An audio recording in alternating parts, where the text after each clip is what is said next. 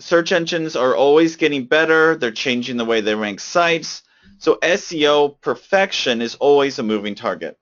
However, there are some simple, practical things that we can be conscious of to make websites more search engine and user-friendly. WordPress takes a significant portion of the internet at this point, and of our client base, we estimate about 60%. So that's why we're really focusing on WordPress today, going in a little bit of some plugins you can use and some best practices on your website. So today we will go over your focus. So when you type in a search engine and you want a bakery that sells French bread, that bakery that shows up the number one is probably going to focus on French bread. There may be other bakeries that sell French bread, but maybe one really does donuts and one does croissants and one does cakes for birthdays.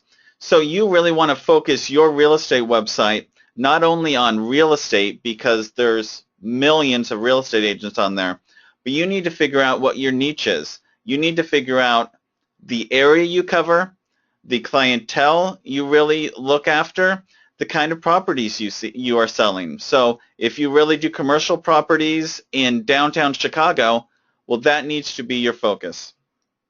We're going to look over the permalink structure, and this is just the first thing when you hop into WordPress, just to make it so that your links are really easy to understand, that search engines can figure out what content is going to be on that page, and that your visitors will be comfortable clicking that because it's not going to be some random number and digits. We're going to talk about optimizing your blog posts so that when you write a blog post, when you're trying to sell a specific house, when you're talking about a new subdivision in your area, that gets out there, that it's easy to read for everybody, that it's easy to digest, and that everything is there so that search engines find you, so that visitors find you, so that buyers find your site.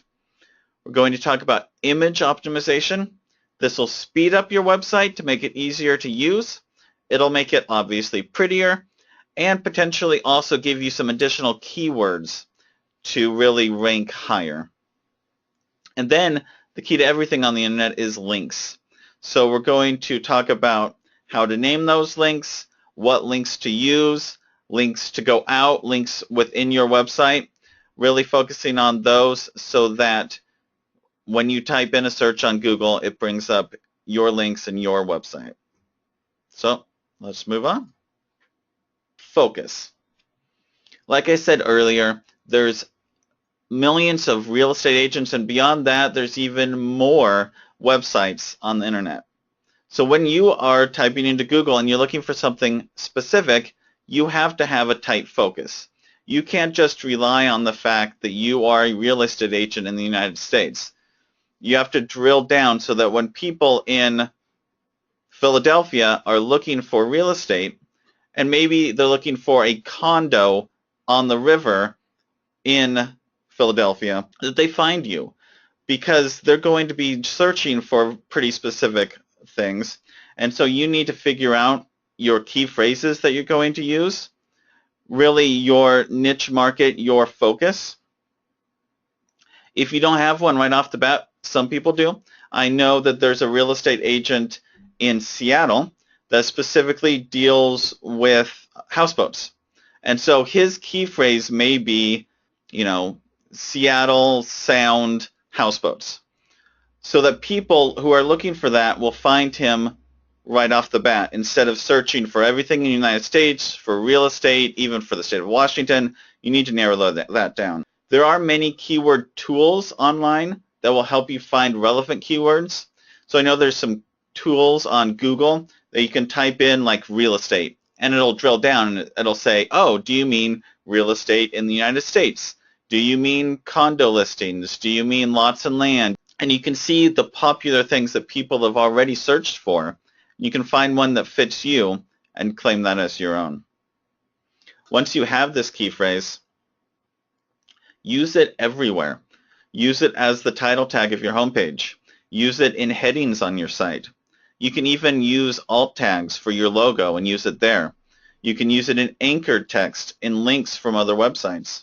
Really get it out there so that not only, are you using your meta tags, but it's actually embedded in the site more places so that Google knows that you're serious. You're not just trying to sell real estate in Chicago, but you really are the expert in that area and in that keyword. So, link structure. This is something that's fairly important. When you do a search online and you're searching for light bulbs, and you come across a site and it says jacksautobody.wmv/David, you might not trust that site. And likewise, search engines won't trust that either. You need a link structure that makes sense. You need to start with a CNAME for your site so that instead of having IDX Broker in that name, in your URL for your IDX Brokers pages, it has your site. So you might choose something like homes.yourwebsite.com or search. Or something like that that's specific to your industry, specific to your website, so when people click on that link, they can trust it, so that the search engine gives you the credit for all those links as well. Then within WordPress, you should set up your post name properly so that it's just not a bunch of random digits. So I'm going to show you how to do that really quick. It's one of the first things you'll do when you're setting up your WordPress site. So this is my WordPress dashboard, and I can actually go in here and I can go to settings, permalinks. There's all these settings. Plain is usually the one that comes when you first start your site, and you see it's just page or post and then it's a number. Well, that doesn't tell me anything about the content on that page. So I'm choosing post name. Now when I name a post, I also have to be careful, but at least if I name a post that says condos in the greater Eugene Springfield area, it'll show up as my website / condos in the greater Eugene Springfield area. And so right off the bat, when people do a search, they can click that and know that it's the content that they are looking for. So once you have that set up, don't forget to save your changes. Another thing you might check when you first set up your site, if you're not getting a lot of traction, if you're not seeing a lot of your links indexed, it might be because you've told it not to. So there's a setting in WordPress. If you go under settings again and reading, there's this one right here. Now mine is a demo site, so I actually want this turned on. If you're just starting your site and you're really working on it, you don't want people to see a site that's incomplete, this might be turned on as well. But when you're ready to go live, when you want search engines to pick you up, to really show you off to all the world, unclick search engine visibility. So now, if it's unclicked, it will not discourage search engines. If this is clicked, it'll tell search engines, don't rank my site. It's not ready to be out in the public. I don't want people looking at it. Please do not put this in Google, in Bing, in Yahoo, etc. So make sure this is not clicked and save changes to make sure that you get rankings. So we've gone over a little bit of the basics. Now we're going to talk about optimizing your posts. So WordPress at its base is a blog platform. It's made for you to write blogs. In real estate, you can write blogs about local happenings in the areas that you reach, maybe in market trends, maybe in new neighborhoods, or some big company just came to the area, bringing with it maybe jobs, opportunity, a little bit of excitement. Go ahead and build out those posts, but you have to be careful that they are legible, that people can easily find them, easily take that information in, and that they aren't boring or dry or anything like that. A couple things to think about. So I specifically use the Yoast SEO plugin. There are some other plugins out there. There's an all-in-one SEO plugin, some other things like that, that kind of give you a cheat sheet on what to look for. Let me show you that one really quick. I'll just show you a post and some of the things that it can help you with to make it easier for people to use. So I'm going to do a new post. And I consider myself a fairly good writer, but even then, search engines and the bulk of the populace may be looking for something a little bit different from my normal people that I write for. So make sure, since in the beginning I made it so that links were fairly easy to understand, I want to make sure my post is easy to understand. So I'm going to do this, welcome a new furnishing store. Okay, so maybe there's a brand new big box store that just came into town. People are really excited about it. I'm going to talk about that, and then I might give some properties that are around that area. So when I'm writing, I'm going to be paying attention to my Yoast SEO down here. I can do a keyword. So the furnishing store might have a name. I could call, I could put that in here. So welcome your new couch. Okay? Then it analyzes these to see if it's good or not. So I can go through these step by step. The red obviously is bad, the yellow is not horrible, and the green means it's good. I've never used this keyword before. It will also check my readability. Always write for middle schoolers. So that's because the average reading of the United States populace is about an 8th grade reading level. And especially online, people aren't looking for a deep, in-depth, difficult read. They're probably reading on their smartphone, or they're just glancing at it on a lunch break. They want something that's easily digestible, that they can just scan through and be done. Make sure to check that the word length is right. It'll check the length of your sentences. Make sure you're not using anything too jargony, because you're not necessarily writing for people in your industry, in your education level. You're writing for your visitors, for those that you want to sell real estate to. So I use this tool a lot just to check my writing, make sure that it's good, make sure that I have outgoing links, some images, the right tags. And speaking of the images, let's talk image optimization. Images obviously make a huge difference on your website. Gone are the days where it's just a text website. You go there, you read the content, you leave. Images will attract people to your page. They will make them stay longer. It makes it interesting, catchy, sticky. But there's some things we have to think about when we're using images. First of all, make them the right size. In WordPress, you can downgrade those images to fit anywhere you like, but it will still take longer for your pages to load if you don't do a little bit of work beforehand. So in Photoshop, in GIMP, in whatever image processing, in Paint, try to make sure that your images are the size that you want them to show on your website before you upload them. Also, it turns out that img_1452 is not a great name for an image for SEO, even though this may be what your camera spit out, because it just names them sequentially. Take a little bit of that time, crop that image down, and then name it something that describes the picture. So it might be interior apartment building, or it could be tree-lined avenue. Name it something that the file name isn't too long, but it's still descriptive. Because when people are doing maybe an image search for properties in your area, they'll want that. Also, Google can't see pictures so much, but they can read file names. On that same track, they can read file names, but you also need alt tags. These are what Google uses along with the file names to tell what an image is about. It is also what a screen reader will read if you are serving your website to somebody who is visually impaired. They can't see the images that well. They might be blurry. They might not be able to see them at all. But they will be able to see, oh, okay, this is the kitchen. And maybe be a little more descriptive in your alt tags. Say brick stove, or chef's counter space, or something like that, so that they're like, well, of course it has a kitchen.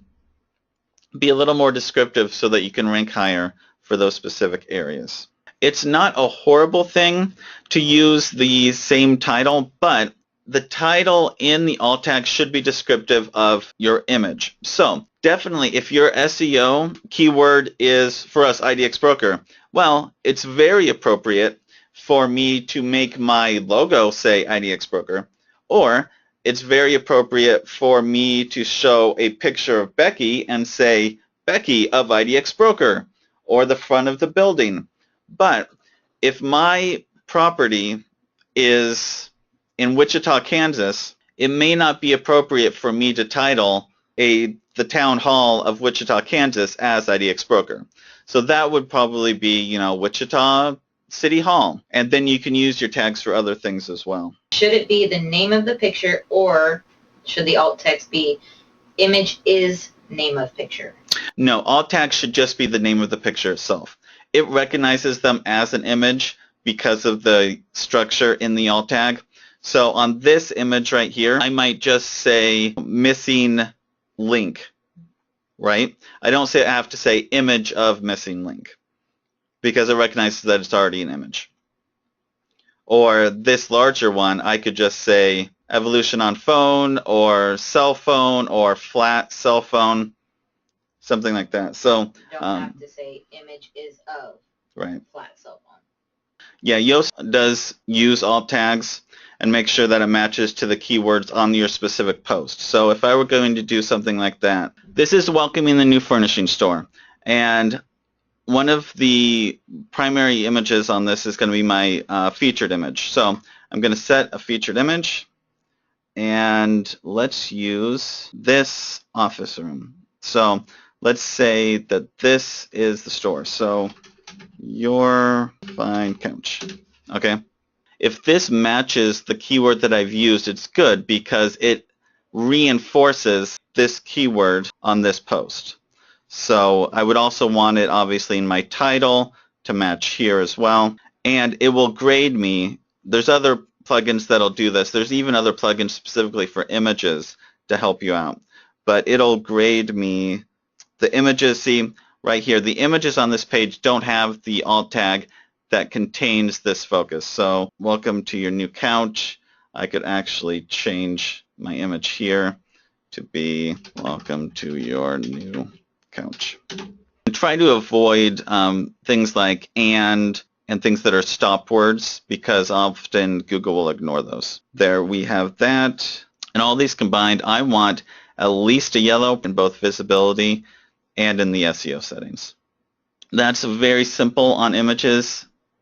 Also on images, you want to make sure that your branding's the same. If you primarily use cartoon illustrations, then keep with that same style. If you primarily use photos, including people, try to keep with that, just so it's not jarring going from blog post to blog post. And that's just to keep your visitors coming, to keep your branding the same so that people will recognize it as you. Our last thing today is links. And links obviously are very important. Without that, there really is no internet. But don't be stingy. When you're writing a blog post, first of all, you should be cognizant of other posts that you've already written that might be appropriate to this link. If I were writing a blog post on SEO, I might link to another blog post that I already wrote about image optimization. And just have that within there. It'll also boost your ranking in the Yoast plugin and in other SEO plugins. Snippet descriptions are very important. It will normally take the first paragraph of any post you write and use that for when you're doing a Google search, but you can customize these. So if I'm searching for real estate Eugene, that snippet is this first section right here. So here's Craigslist, it's Remax, do you want to find Eugene homes for sale? I always try to write that first text to be friendly to this, but if it's not good enough, you can customize that text as well. Right. If there's a setting you can't find in WordPress, go ahead and open the screen options, which is this button up here. Because sometimes you'll think, I swear I just saw that option on another site I was working on. Well, sometimes it's hidden. And this example excerpt was hidden. So if I don't like my opening text here, or it's too long, or it doesn't quite fit, I can actually recreate it just for search engines right here. So right there. So that's another way, just to spend a little more time to massage this content to be a little more palatable, not only to the robots, but also to people, because that's the first thing. Before I click any link, I usually read that section to make sure if it's really what I'm looking for or if they've done some clickbait and they're trying to trick me. This will be for both pages and posts. Posts are going to be what you typically use. Pages are going to be more permanent on your website. They may be a category or they may be a landing page. This excerpt is what Yoast will use right here. See, read my post about the new furnishing store is exactly what I wrote in this excerpt, not what I wrote in the first section up here. So posts are what kind of the bread and butter of WordPress, and it's because it's a blogging platform. But pages, and I'll go over IDX broker pages in just a bit. Pages are more permanent. They might be the pillars that you use your About Us page, or if you have a specific community that you want always to be there, that might be a page. And then a post is just going to be a news article or more information about maybe a festival that's coming to town. So links. Splurge, link to other posts. Don't go too crazy about it so that you don't have any content, you're just linking, but definitely link to other posts that are appropriate, that can help build up your content. Link to other people. So if I was writing a blog post about that furnishing store, well, I should probably link to their site. Say, hey, if you're looking for a new couch to set up for the home you just bought, check out this site. People like it when you link to them, and they will probably link back to you. And that is a big deal when Google looks at how reputable you are. How many of the big players are linking back to your content? And then another thing is create saved links. So this is specific to IDX Broker, but saved links are great because with these you can help build your niche market. I can create saved search results specifically for homes near a stream in Veneta, Oregon. Okay? Maybe that's what I sell, or maybe that's a portion of what I sell. Instead of people having to search through, well, what am I really looking for? And go through all the search options, you can hit them right there. These are the homes you want. It's automatically updated by IDX Broker every day or as often as that MLS is updated. So it's always going to be fresh data. It's always going to be there, easy to access. So it helps your clients find what they're looking for. It also tethers your property detail pages to your website. When you start your IDX Broker site and you're signed in, you get all of the properties that are in your MLS. They already have a URL.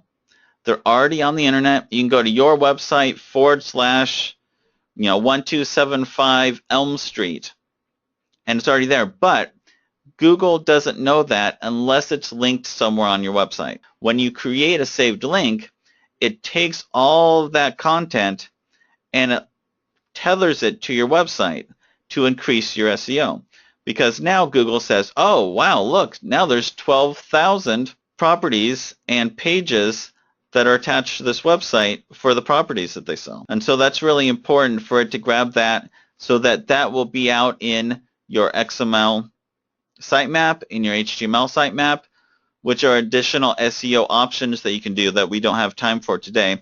But we've done webinars before on those. We have even some tutorials, I think, about those sitemaps that you can tell Google, okay, these belong to me, and they're linked to my site already. Yes, saved links are great for subdivisions. And you can either do those if your MLS has those subdivisions spelled out. That's a great way.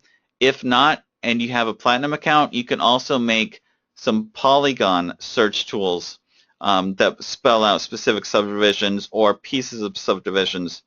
And then if there's a really hot subdivision in your city, put a link on your homepage that says, hey, find out, $1 million homes in Lakeview, or find out what properties are available on Riverside. And then all those are linked back to you, and it gives you some great content. That's what I got today for SEO.